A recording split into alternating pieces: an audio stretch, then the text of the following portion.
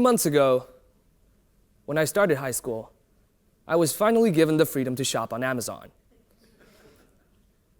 I was immediately dazzled by the wide variety of choices I had, but even more so by the huge number of coupons and discounts available. So I did what everyone else had done at least once in their lifetime. I went on a shopping spree.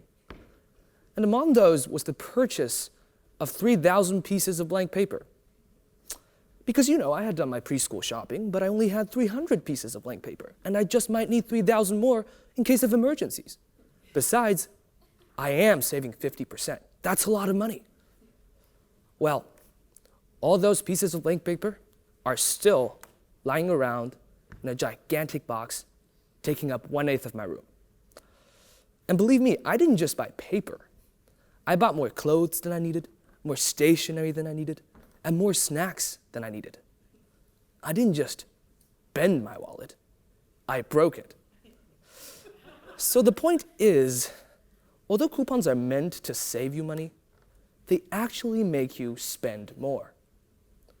Researchers show that coupon users either buy things they don't need or they buy too much of the things they do need.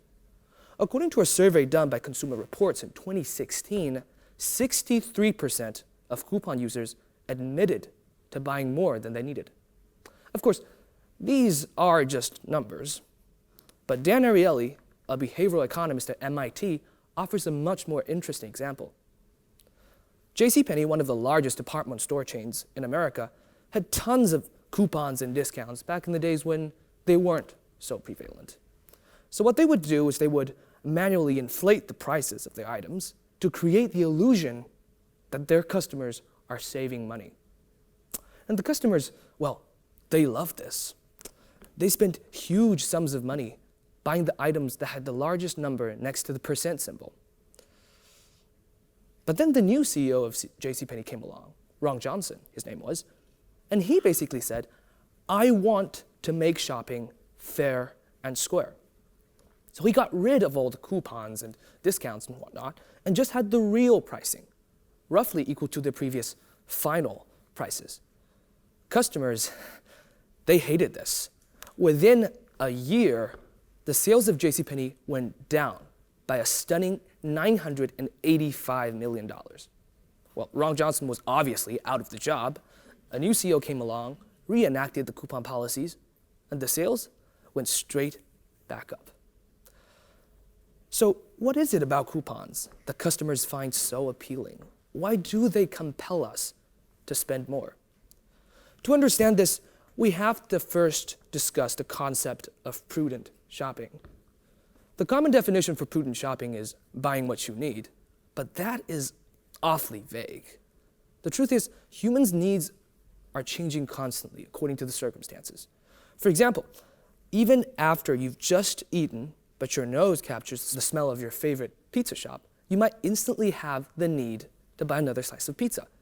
Now, one might argue that that need is only temporary, but at that particular moment in time, it is very much real.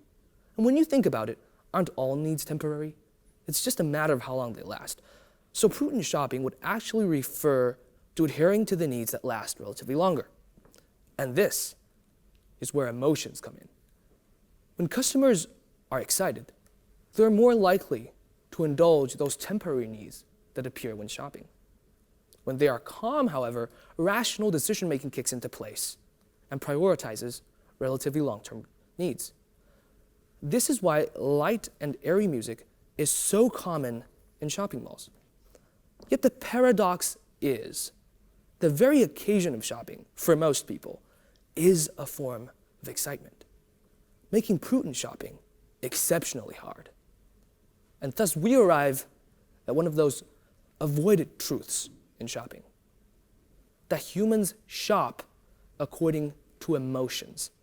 And then they justify this very emotional decision with so-called rational reasoning. For example, I might buy, say, a tube of toothpaste, even though I have a lot left, simply because I felt like it or because there was a coupon attached to it. And I might tell myself, I'm going to use it sometime in the future. Now, that might sound reasonable But when you think about it, it's actually creating a need that didn't exist. There's so many things I'm going to need in the future. I can't possibly buy them all now. And why something so random like toothpaste? The rational reasoning here is just a way to make myself feel better. Manufacturers know this, retailers know this, and to make as much profit as possible, they created something called coupons and discounts. These methods of promotion excite the brain and force you to shift your focus to those temporary needs. They provide the excitement that you're saving money, that you're getting more but paying less. They also create a smart shopper feeling to satisfy your ego and an urgency that you'd be losing money if you don't use that coupon right at this moment. In truth, it's an illusion. It's pushing the rational part of your brain out of the picture and forcing you to rely solely on your emotions. Here's another interesting behavioral experiment done by Ariely. It involves trick-or-treaters. So on the day of Halloween, Ariely had 3 types of candy ready for the kids. They were Hershey Kisses, miniature Snicker bars, and full-size Snicker bars. And just in case you don't know, full-size Snicker bars are much larger than miniature Snicker bars. So initially, Ariely would give 3 Hershey Kisses to each kid. And then he gave them a chance of a trade. The kids could either trade 1 Hershey Kiss for a miniature Snicker bar, or they could trade 2 Hershey Kisses for a full-size Snicker bar. Now, if we were to weigh these 2 options solely based on the mass of candy we'd get, obviously the latter option, trading 2 Hershey Kisses for a full-size Snicker bar, is the better option. And that's exactly what the kids chose. They used the rational part of their brain and figured out the optimal option. However, when Ariely changed the rules a bit, things got much more interesting.